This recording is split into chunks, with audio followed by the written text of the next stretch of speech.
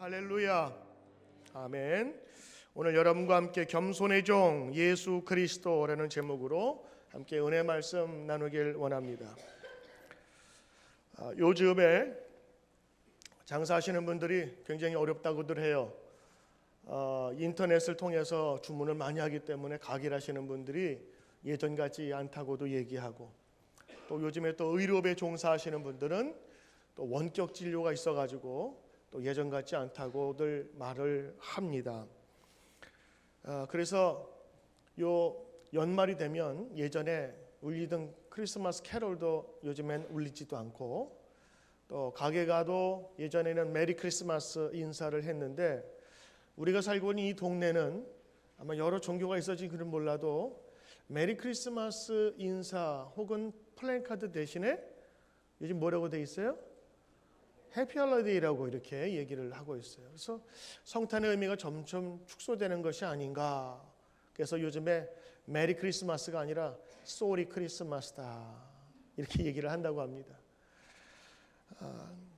점차로 예수님의 그 오신 그 기쁨과 소망이 세상에서 점차로 줄어드는, 작아지는 그런 느낌인데, 세상이 그렇다 할지라도 오늘 우리 크리스찬들, 예수님을 따르는 우리들은 예수님의 오심을 기뻐 찬양하며 오늘도 영광 돌려야 될 줄 믿습니다.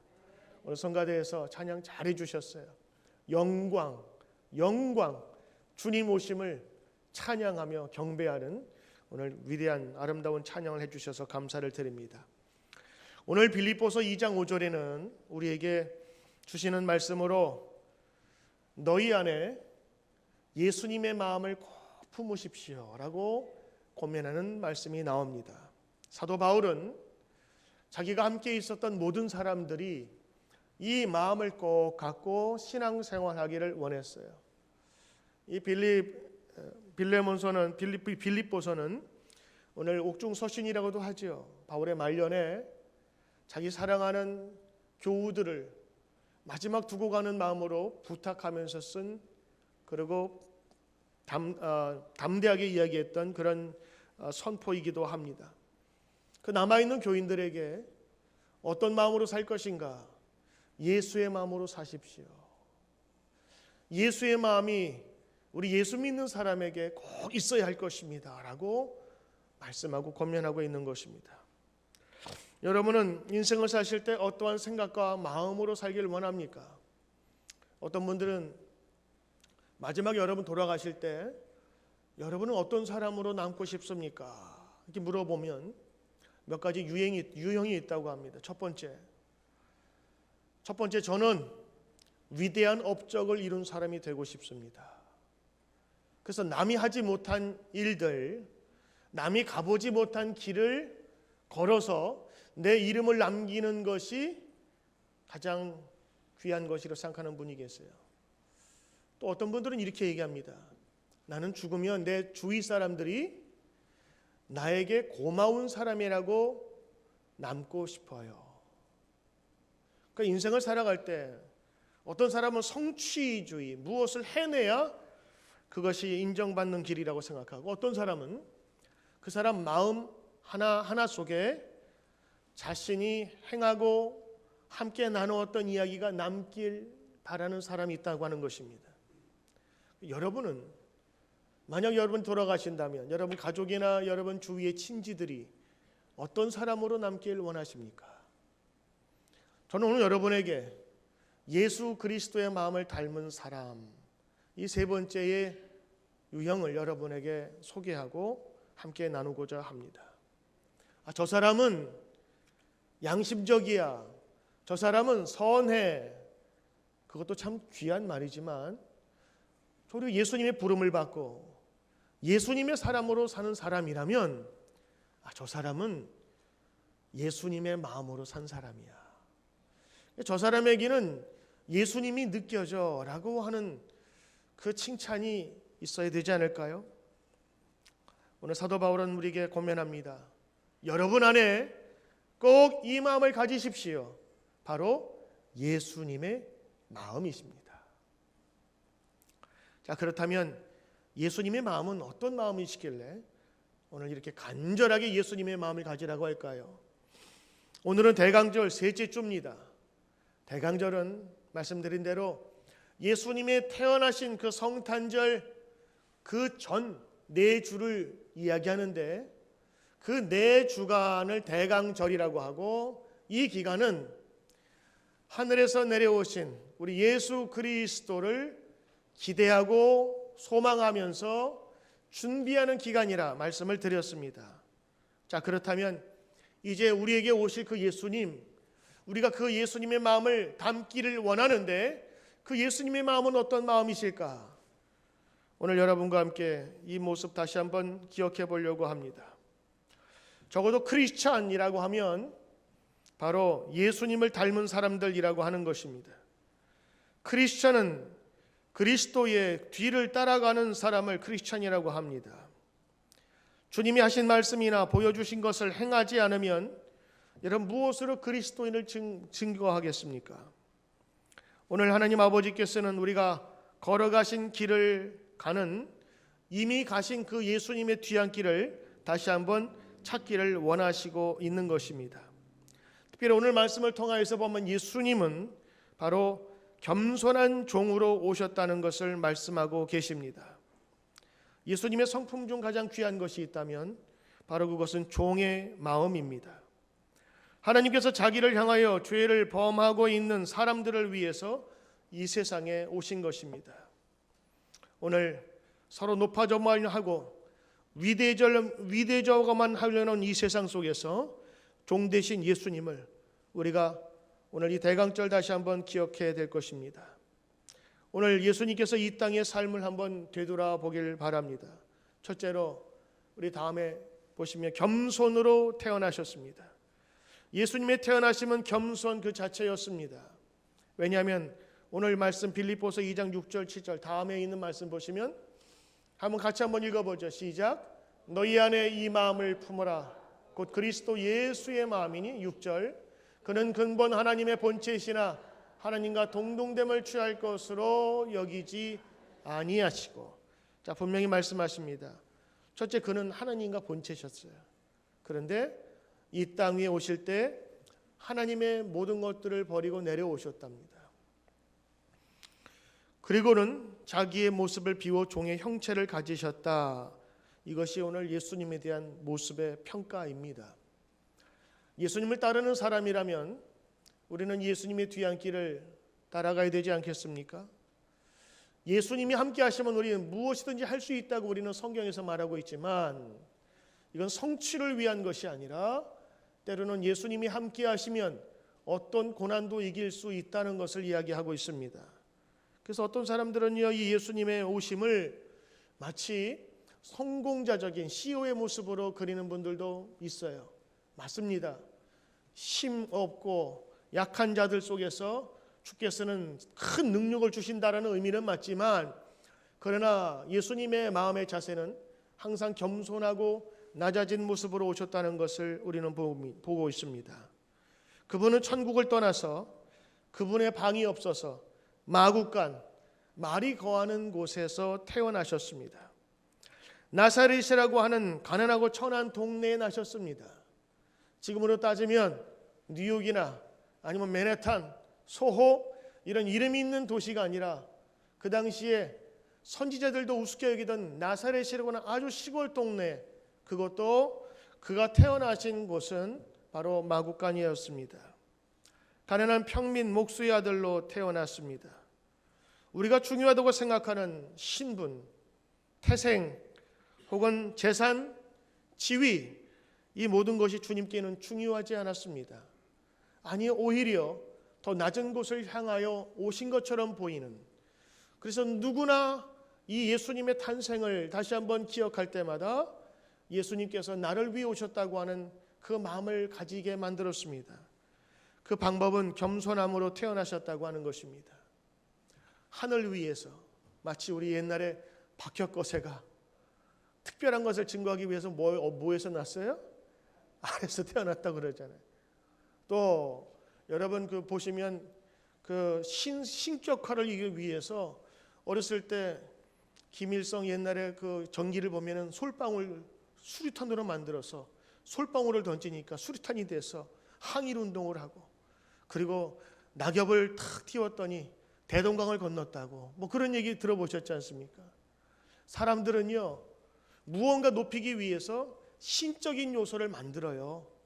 그래서 이 사람은 보통 사람과 다르다, 우리와는 다른 사람임을 자꾸 이야기하는데, 오히려 성경은 거꾸로 얘기합니다.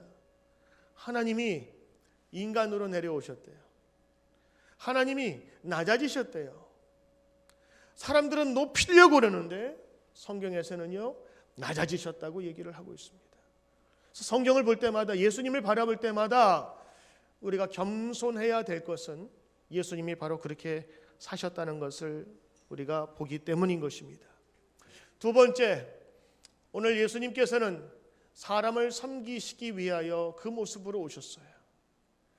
이 세상에서 높임을 받으려고, 많은 사람의 존경을 받으려 온 것이 아니라 사람을 섬기러 오셨다. 다음에 말씀 같이 읽어볼까요? 빌립보서 2장 8절 시작. 사람의 모양으로 나타나사 자기를 낮추시고. 자, 자기를 낮추신 것이 바로 예수님의 모습이셨습니다. 그 낮추신 모습의 근원은 뭘까요? 섬기기 위하여, 사람들을 돕기 위하여 오늘 사람의 모양으로 낮추셨다라고 얘기를 합니다. 예수님의 사역은 세례 요한에서 세례를 받는 것부터 시작해요. 아니, 어떻게 죄 없는 예수님이 세례를 받을까? 세례는 원래 죄의 씻음을 뜻하거든요. 그래서 죄 있는 자가 죄의 용서를 확인하고 고백하는 것이 세례식인데, 예수님 세례 받으셨어요. 성경은 죄 없는 분이 세례를 받으셨다. 그 말씀은 이미 육신의 몸을 입고 오셔서 약한 우리를 대변하고 계시다라고 하는 것을 이야기하고 있는 것입니다. 그분은 세례를 받으심으로 겸손의 순종의 모습을 보이셨습니다. 또 예수님은 사람들을 위해 일하셨고, 피곤하지만 먹이시고 고치시고 구원하시고 귀신을 쫓으시고 복음을 정하여 선포하셨습니다. 공생의 3년 동안의 그의 인생을 보면 자신을 위해서라기보다는 병든 자들을 위해 찾아가고 어려운 이웃들에게 찾아가 그들의 고충을 함께 나누며 들어주었던 우리의 친구요 동료였습니다. 그분은 마음대로 할 수 있는 권세를 가지셨지만 아버지의 뜻에 순종하기 위해서 사람을 위하여 일하셨습니다. 예수님께서 섬기셨다라는 가장 좋은 예가 있다면 무엇일까요? 바로 그것은 예수님께서 제자들의 발을 씻기는 것이었습니다. 이 제자들의 발을 씻기는 것에 대해서 요한복음 13장 3절에서 8절에 있는 말씀이 나오는데, 우리 한번 같이 읽어보죠.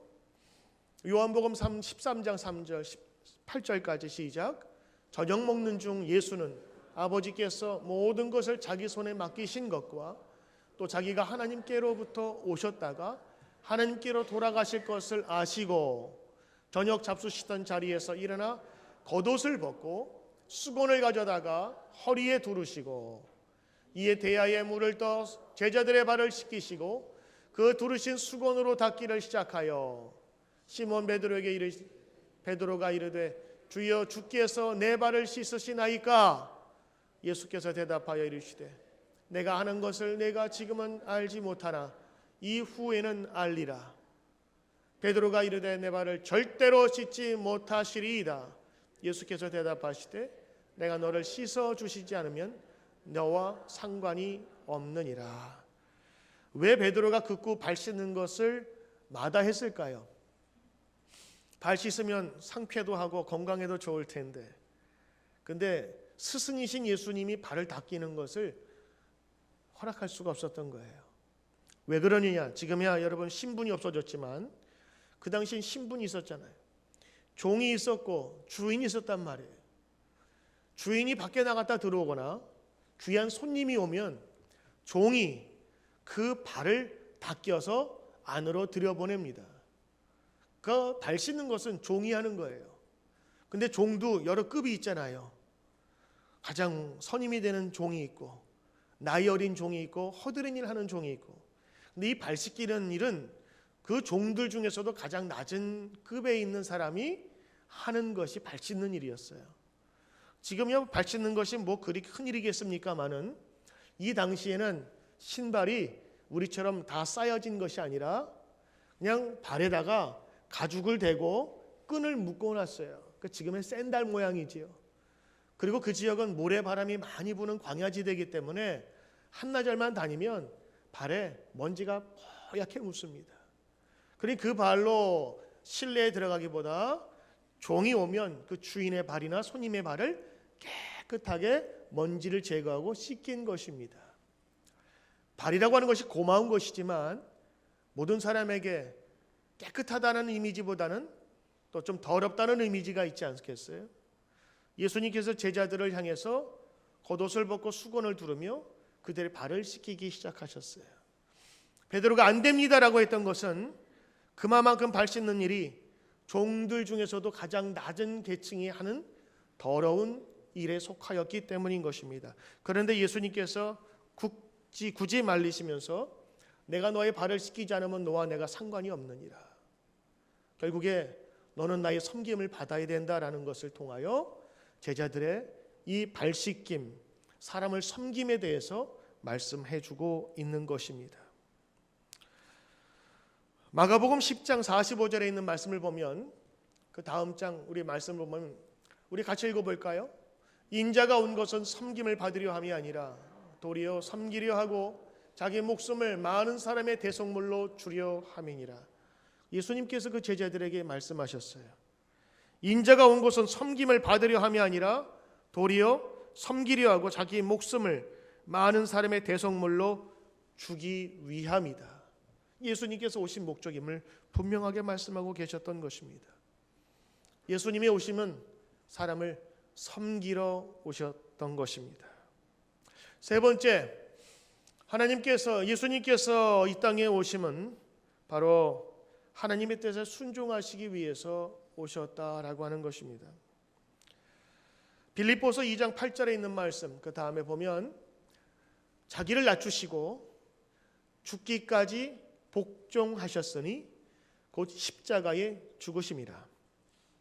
복종과 순종, 단어는 다르지만 같은 의미 아니겠어요? 복자는 엎드릴 복자, 종자는 따를 종. 그래서 완전히 엎드리는 것처럼 따르는 것이 복종이고, 순종은 순전한 마음으로 반항 없이 따르는 것이 순종이라 한다면, 오늘 여기에 자기를 낮추시고 죽기까지에 순종하시고 복종하셨던 것은 마음이나 그의 자세나 전혀 다름없이 하나님의 뜻을 따랐다고 하는 것을 이야기하고 있어요. 그 하나님의 뜻을 따라서 어떻게 하셨어요? 곧 십자가에 죽으심이라. 주님께서 이 땅에 오시면 십자가를 지기 위함이셨습니다. 곧 그 십자가는 우리를 의인으로 만드시기 위한 하나님의 희생 제물로 오셨다고 하는 것입니다. 온 인류의 구원을 위한 하나님의 계획과 뜻에 순종하기 위하여 죽기까지 복종하셨습니다. 이것이 진정한 종의 모습이셨습니다. 옛날 종의 생사 여부는 주인에게 달려 있습니다. 이 종의 모습으로 오셨다는 것은 내가 내 목숨을 주장할 수 없다고 하는 것이에요. 예수님은 자신의 목숨조차도 하나님의 뜻에 맡기었던 것을 보게 됩니다. 그분의 십자가의 죽으심은 바로 이 종의 모습의 결정체인 것입니다. 우리 그리스도인이 우리가 삶을 통하여 겸손한 종의 모습을 나타낸다면 사람들이 주님께 나오리라 믿습니다. 예수님도 고민하셨어요. 그러나 하나님의 뜻이라면 순종하였던 것입니다. 우리 마태복음 26장 39절에 있는 말씀 같이 한번 읽어보시죠. 시작. 얼굴을 땅에 대시고 엎드려 기도하여 이르시되 내 아버지여 만일 할만하시거든 이 잔을 내게서 지나가게 하옵소서. 그러나 나의 원대로 마옵시고 아버지의 원대로 하옵소서. 예수님께서 십자가 앞에서 고민하셨습니다. 그러나 그 갈등도 잠깐 기도하는 건데 마음을 잡으셨습니다. 하나님의 뜻이라면, 주님의 원하시는 일이라면 내가 주님의 말씀에 순종하겠습니다. 그래서 그분은 십자가를 지실 수 있었던 것입니다. 십자가에서 자신을 못 박으며 죽지 않고 내 자아가 살아서 하고 싶은 말, 생각과 행동 등 뻔뻔히 살아서 움직인다면 우리는 결코 하나님의 구원 계획에 동참할 수 없을 것입니다. 우리 아까 고집사님 기도하실 때 늘 교회에서나 우리 모임에서 하나님의 이야기보다는 내 자랑스러운 의의 얘기, 그걸 다시 한번 고백하면서 용서를 구한다고 오늘 기도하셨는데, 사실 우리의 모습이 그래요. 교회 와서 예수님이 하신 그대로 겸손하고 때로는 낮아지고 섬기러 왔는데, 우리는 높아지려고, 그리고 섬김 받으려고, 그리고 대접 받으려고 교회 올 때가 많아요. 오늘 여러분 우리 교회 총회로 모입니다. 교회 총회에 오시거나 혹은 다른 교회에 가서 우리 목사님들 얘기 들어보면 아휴, 이런 말씀들이 많아요. 얼마나 교회에서 자기의 주장들을 많이 내는지, 이 회의만 한번 하면 뭐 준비하는 사람이나 모든 사람이 신경을 거스리고, 어떻게 하면 우리 부서, 어떻게 하면 내 일들 더 섬기기보다는 더 높아지려고 하는 마음이 얼마나 많은지요. 오늘 예수님의 모습은 섬기러 오셨어요. 그래서 진정한 예수님의 제자들은 섬기기 위하여 오늘 주일 예배를 드리고, 예배 드린 이 충만한 마음을 가지고 세상으로 나아가는 것입니다. 오늘 예수님께서 이 땅에 순종하셨을 때 사람들은 이렇게 생각해요. 순종하고 겸손하면 내가 바보가 됩니다. 내가 낮아져 봤더니 사람들 우습게 생각하던데요. 그래서 우습게 여기지 않으려고 좋은 차 타고 다니는 사람도 있고요.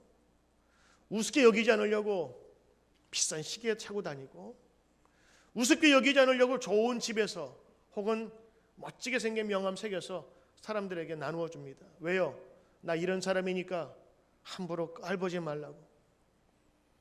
스스로 낮아지고 하는 모습이 바로 예수님의 모습인데, 우리 교회 와서도 그러고 있는 거 아닙니까? 신앙생활을 한다고 하면서도 낮아지려고 하지 않고 높아지려고 그래요. 왜? 무시당하지 않기 위해서.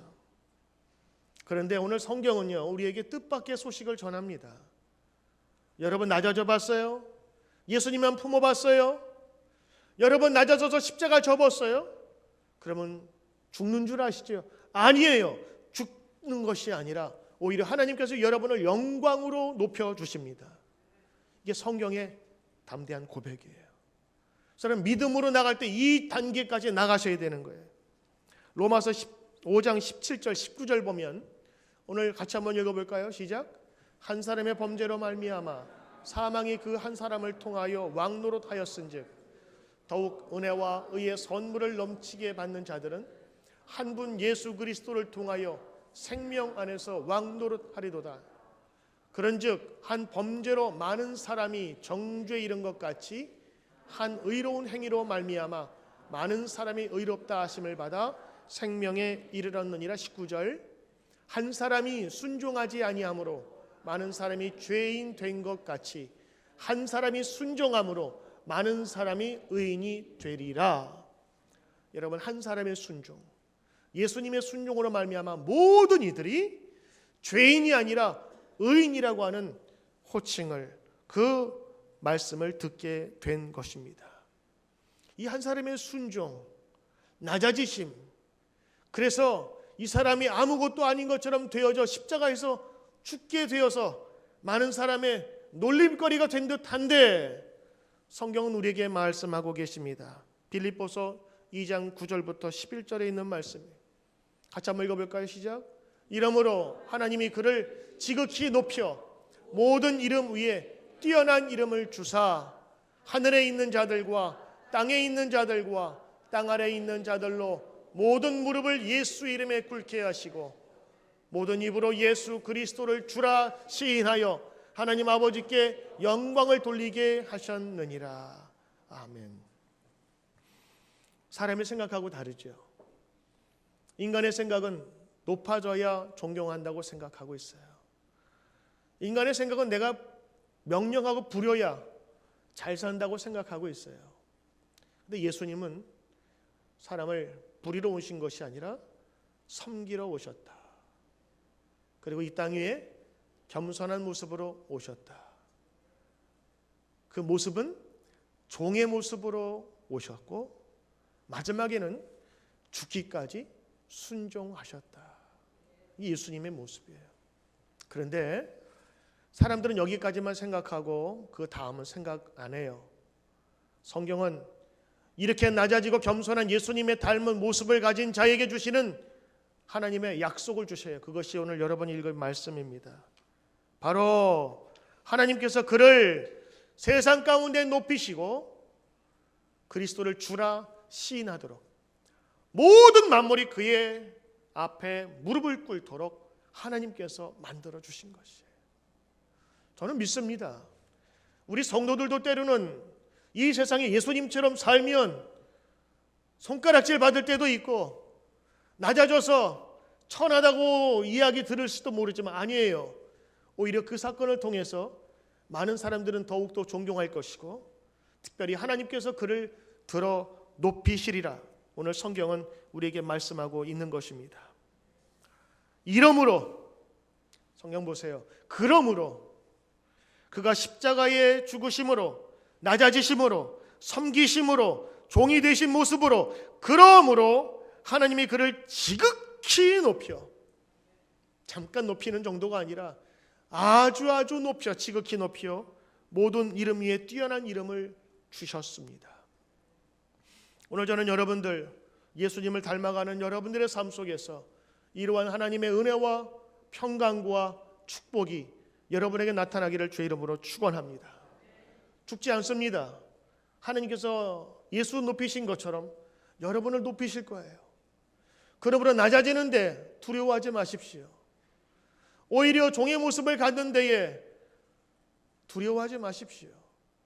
성경은 말합니다. 우리가 생각하는 것 정반대로 우리를 지극히 높으신 데까지 높이시겠다고요. 이 약속 붙들고 오늘 여러분과 함께 나가기를 바랍니다. 저는 오늘 여러분과 함께 하스테반이라는 목사님이 지은 찬양을 한번 같이 불러보길 원해요. 그분은 이렇게 썼습니다.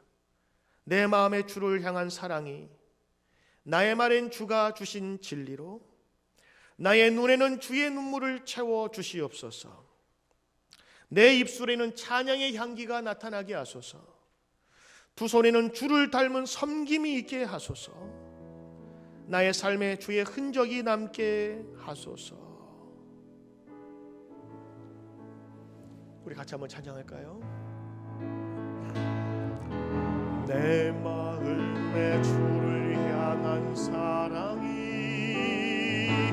나의 말엔 주가 주신 진리로 나의 눈엔 주의 채워 주소서.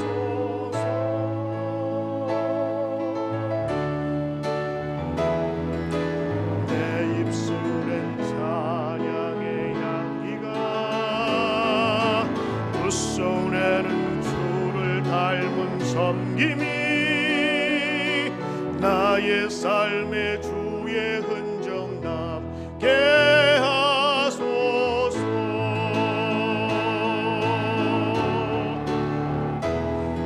하나님의 사랑이 영원히 함께하리. 십자가의 길을 걷는 자에게 순교자의 삶을 사는